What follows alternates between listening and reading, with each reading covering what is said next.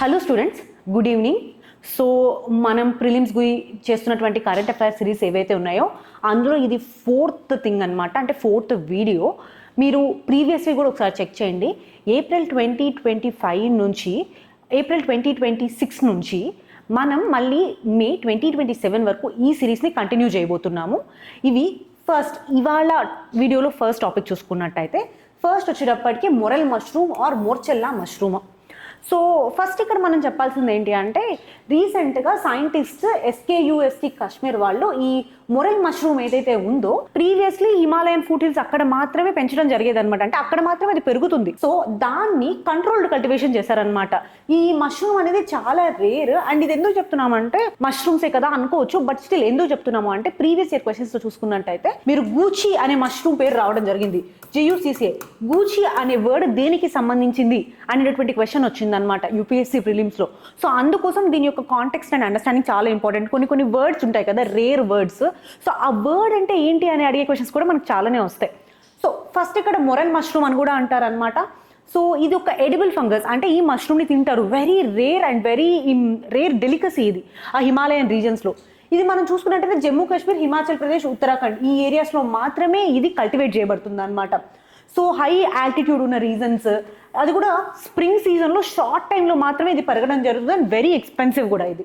So ఇక్కడ మనం చూసుకున్నట్టయితే దీన్నే గూచి మష్రూమ్ అని కూడా పిలుస్తారు. ఏంటి, GUCCI గూచి మష్రూమ్ అని కూడా పిలుస్తారు.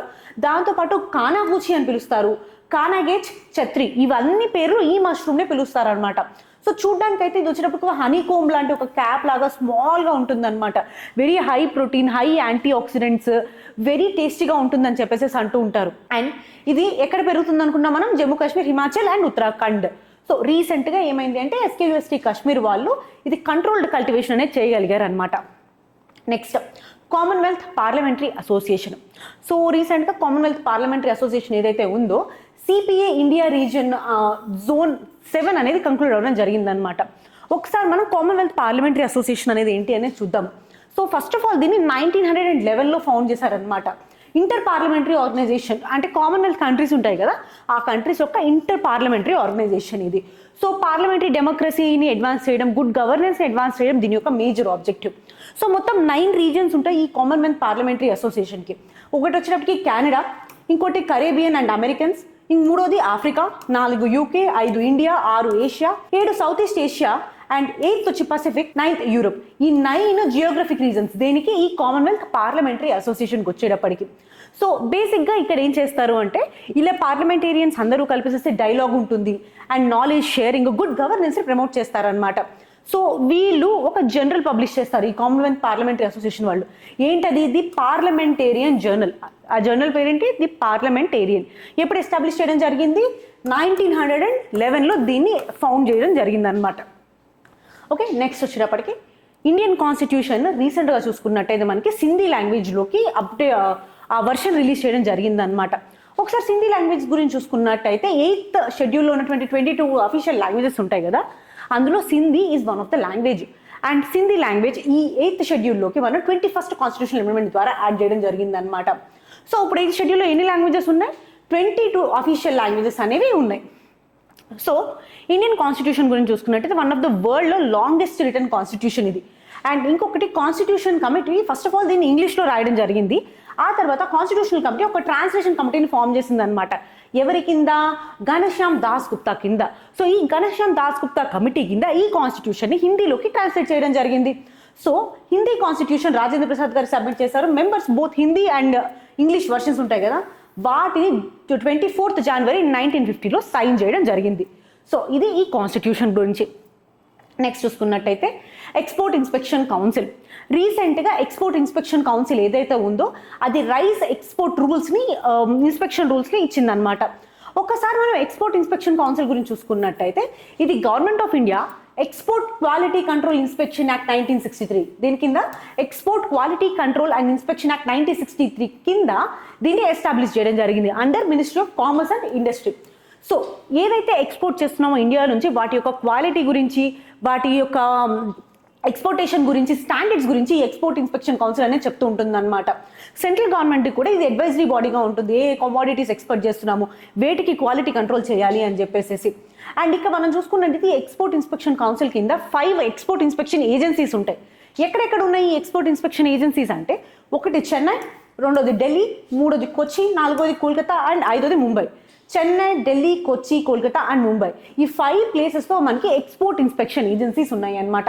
సో ఇది ఎక్స్పోర్ట్ ఇన్స్పెక్షన్ కౌన్సిల్ గురించి. నెక్స్ట్ చూసుకున్నట్టయితే మనకి మైక్రోబియల్ మీథేన్. సో రీసెంట్గా మెక్గిల్ యూనివర్సిటీ వాళ్ళు ఒక స్టడీ చేశారు. ఆ స్టడీలో తేలింది ఏంటి అంటే, ఆయిల్ ఫీల్డ్స్ ఉంటాయి కదా, ఏవైతే unused oil fields, oil wells, అలాంటి వాటిల్లో మైక్రోబియల్ మీథేన్ అనేది చాలా ఎక్కువ ప్రొడ్యూస్ అవుతుందంట. ఒక్కసారి మైక్రోబియల్ మీథేన్ అనేది చూద్దాము. అసలు first of all microbial methane అంటే ఏంటి అంటే, మైక్రో ఆర్గనిజమ్స్ ద్వారా ఈ మీథేన్ ప్రొడ్యూస్ చేయబడితే దాన్ని మైక్రోబియల్ మీథేన్ అంటాం అనమాట. మైక్రో ఆర్గనిజమ్స్ అంటే ఏ మైక్రో ఆర్గనిజమ్స్ ప్రొడ్యూస్ చేస్తాయి మీథేన్ని? మెథనోజెన్స్ అంటారు. సో ఆర్గానిక్ మ్యాటర్ ఏదైతే ఉంటుందో దాన్ని ఆక్సిజన్ లేని ఎన్వైరన్మెంట్లో కనుక డిప్లీషన్ జరిగితే అప్పుడు మనకి ఈ మైక్రోబియల్ మీథేన్ అనేది ఫామ్ అవుతుంది. సో ఇక్కడ మనం చూసుకున్నట్టయితే ఇంకా ఏ సోర్సెస్ నుంచి మనకి మీథేన్ ఎక్కువగా వస్తుంది? మోస్ట్లీ మనం చూసుకుంటే వెట్లాండ్స్ నుంచి వస్తుంది, రైస్ ప్యాడీస్ నుంచి వస్తుంది, ల్యాండ్ ఫిల్స్ అండ్ రుమినెంట్స్ అంటే యానిమల్స్ యొక్క రుమినెంట్స్ డైజెస్టివ్ సిస్టమ్ నుంచి వస్తుంది మనకి మీథేన్. అండ్ ఇంకా ఎనరోబిక్ ఎన్వైరన్మెంట్స్లో నుంచి మనం ఎక్కువ ఈ మైక్రోబియల్ మీథేన్ని అబ్జర్వ్ చేయొచ్చు అనమాట. So next minimum import price. రీసెంట్గా న్యాచురల్ హనీ ఏదైతే ఉందో దానికి మినిమం ఇంపోర్ట్ ప్రైస్ని ఎక్స్టెండ్ చేయడం జరిగింది. అసలు first of all minimum import price అనేది ఏంటి అంటే, ఏదైనా ఒక ప్రోడక్ట్ని మనం ఇండియాలోకి ఇంపోర్ట్ చేసుకుంటున్నప్పుడు ఎంత మినిమం ప్రైస్తో ఉండాలి అని చెప్పేదే మినిమం ఇంపోర్ట్ ప్రైస్ అనమాట. సో ఇన్ జనరల్గా ఫర్ ఎగ్జాంపుల్ చైనాలో ఈ ఒక హనీని ఒక 10 రూపీస్కి అమ్ముతున్నారు అనుకోండి. సో వాళ్ళు ఇండియాలోకి ఇంపోర్ట్ చేయడానికి దాన్ని 5 రూపీస్కి కూడా ఇంపోర్ట్ చేసి 5 రూపీస్కి కూడా ప్రైస్ వేసి ఇంపోర్ట్ చేసే అవకాశం ఉంటుందన్నమాట. సో అలాంటి ప్రెడేటరీ ప్రైసింగ్స్ లేకుండా మనకి ఇంపోర్ట్ ప్రైస్ అనేది minimum government floor price fix చేయొచ్చు. సో అట్లా ఫిక్స్ చేసేదే మనకి మినిమం ఇంపోర్ట్ ప్రైస్. ఇది ఒక టెంపరీ ట్రేడ్ పాలసీ అనమాట.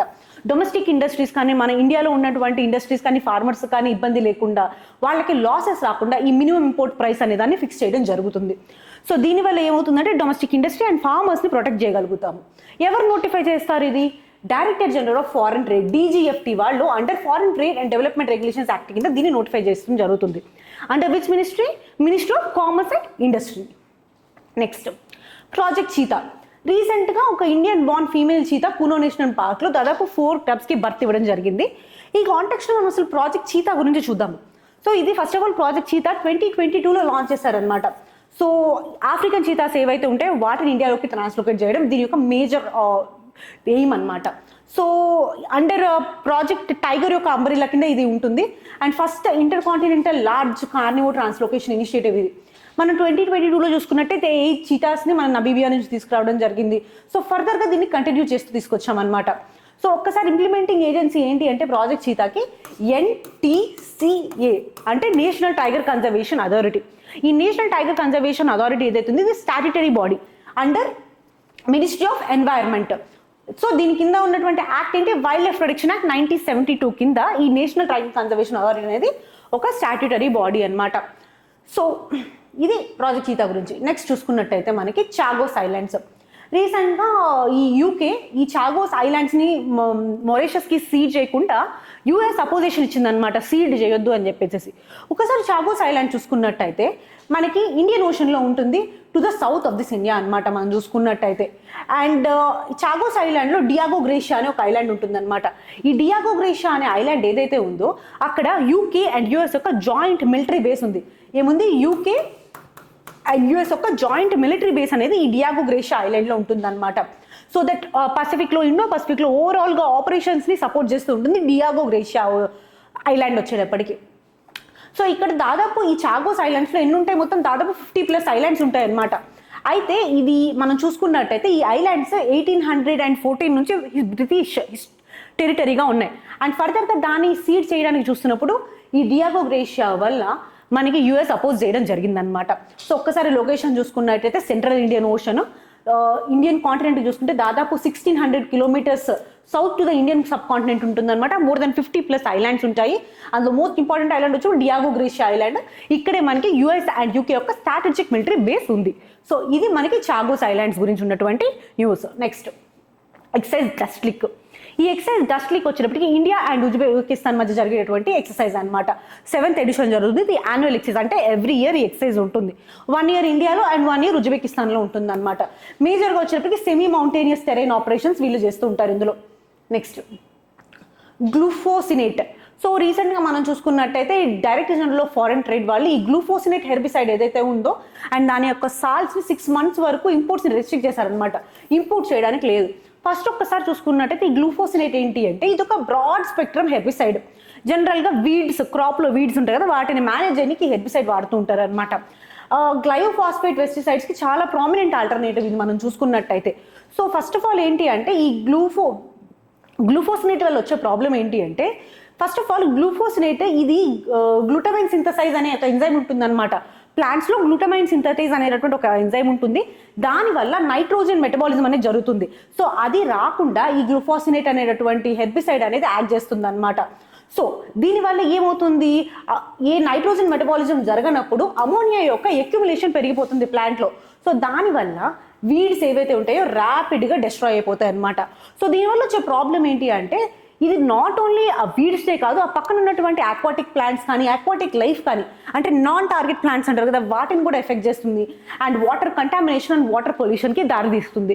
సో దానివల్ల గ్లూఫోసినేట్ అనేటటువంటి హెర్బిసైడ్ యొక్క ఇంపోర్ట్స్ అండ్ దాని యొక్క సాల్ట్స్ యొక్క ఇంపోర్ట్స్ని గవర్నమెంట్ ఆఫ్ ఇండియా రెస్ట్రిక్ట్ చేయడం జరిగింది. Next immunotherapy. ఇక్కడ చూసుకున్నట్టయితే కీట్రూడా అనేటటువంటి ఒక బ్రాండ్ నేమ్ ఉన్నటువంటి ఇమ్యూనోథెరపటిక్ డ్రగ్ ఏదైతే ఉందో దాని యొక్క అడల్ట్రేషన్ జరుగుతుంది ఇండియాలో అండ్ కరెక్ట్గా రావట్లేదు, సప్లై లేదు, ప్రాబ్లం వస్తుంది అని చెప్పేసి ఒక న్యూస్ వచ్చిందనమాట ఒక ఇన్వెస్టిగేషన్లో. సో ఒక్కసారి ఇమ్యూనోథెరపీ అంటే ఏంటి అనేది చూద్దాము. ఇమ్యూనోథెరపీ అంటే ఏంటి అంటే మన బాడీలో ఉన్నటువంటి ఇమ్యూన్ సెల్స్ ఉంటాయి కదా, ఆ ఇమ్యూన్ సెల్స్ని యూజ్ చేసుకొని ట్రీట్మెంట్ చేయడం మనకే దాన్ని ఇమ్యూనోథెరపీ అంటారు. జనరల్గా క్యాన్సర్ వచ్చిందనుకోండి, మీరు కీమోథెరపీ ఆర్ రేడియోథెరపీ అని వినుంటారు.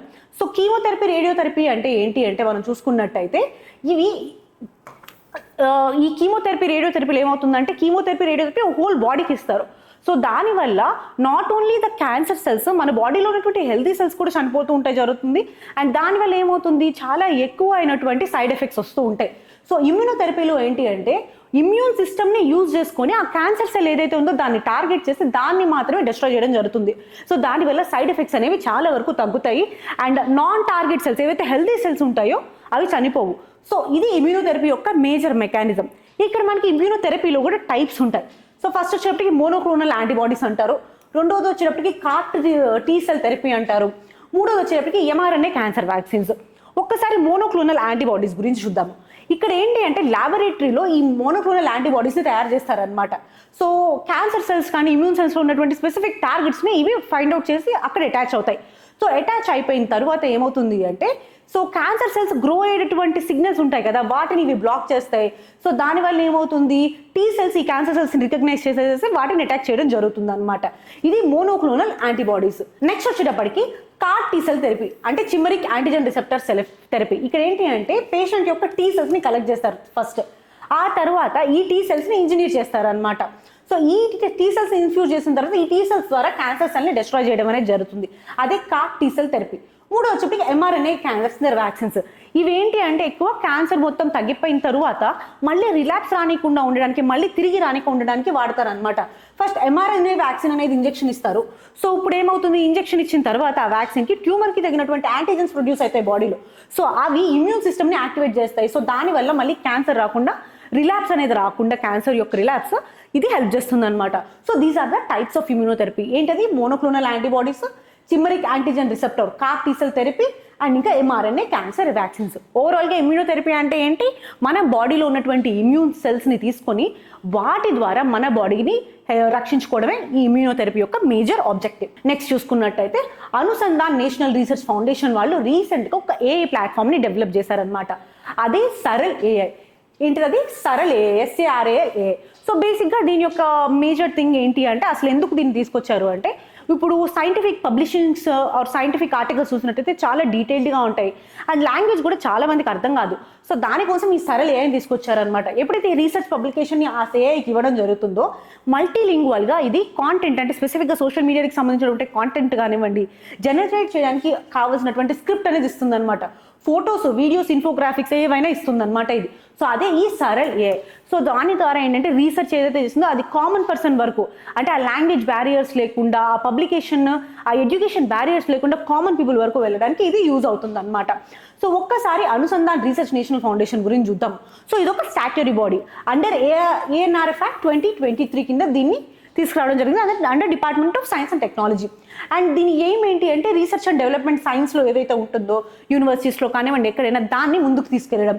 అండ్ ఇంకా ఈ ఎస్సీఆర్బి ప్రీవియస్గా science and engineering research board అని ఎస్సీఆర్బి ఉండేదన్నమాట. దాన్ని మనం ఏఎన్ఆర్ఎఫ్లోకి సబ్జ్యూమ్ చేయడం జరిగిందనమాట. ఏఎన్ఆర్ఎఫ్ అంటే ఏంటి? Anusandhan national research foundation. Next వచ్చేటప్పటికి ఖనిజ్ విదేశ్ ఇండియా లిమిటెడ్, కాబిల్ అంటారు అనమాట. సో రీసెంట్ గా అర్జెంటీనాలో ఉన్నటువంటి లిథియం బ్లాక్స్ లోకి ఈ కాబిల్ వాళ్ళకి ఒక ఎన్వైరన్మెంటల్ క్లియరెన్స్ రావడం జరిగింది. ఒకసారి లిథియం చూసుకున్నట్టయితే ఇది ఒక సిల్వరీ వైట్ మెటల్ అనమాట. అన్ని మెటల్స్ కన్నా లోయెస్ట్ డెన్సిటీ ఉంటుంది. సెమీ కండక్టర్స్ కానివ్వండి, ఫోన్స్ కానివ్వండి, సో మనం ఏదైనా సరే ఎలక్ట్రానిక్ అప్లయన్సెస్ వాడుతున్నాం అంటే దానికి చాలా హెల్ప్ఫుల్ ఈ లిథియం అనమాట.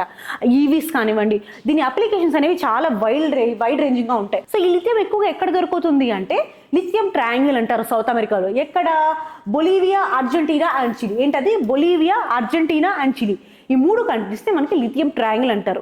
ఎందుకని అంటే దాదాపు 75% ఆఫ్ ద వరల్డ్లో ఉన్నటువంటి లిథియం సప్లై ఈ 3 దేశాల నుంచి వస్తుంది కాబట్టి. ఏంటది? Argentina, Bolivia and Chile. So next ఒకసారి కాబిల్ గురించి చూసుకున్నట్టయితే 2019లో ఇది ఒక జాయింట్ వెంచర్ కంపెనీగా ఎస్టాబ్లిష్ చేయడం జరిగింది between NALCO, national aluminium company, and Hindustan copper and MECL, mineral exploration and consultancy limited. ఈ 3 కలిపేసేసి ఇది ఒక జాయింట్ వెంచర్ కంపెనీగా ఫామ్ చేశారనమాట. ఇది మినిస్ట్రీ ఆఫ్ మైన్స్ కింద ఆపరేట్ చేయడం జరుగుతుంది. సో ఈ ఓవర్సీస్ లో స్ట్రాటజిక్ మినరల్స్ ఎక్కడైతే ఉంటాయో లిథియం లాంటి మినరల్స్, బ్లాక్స్ ని ఐడెంటిఫై చేయడం, ఎక్వైర్ చేయడం, డెవలప్ చేయడం, ప్రాసెస్ చేయడం ఈ కాబిల్ యొక్క మేజర్ ఎయిమ్. సో ఇది ఈ సెషన్లో ఉన్నటువంటి current affairs. Please keep watching. Thank you.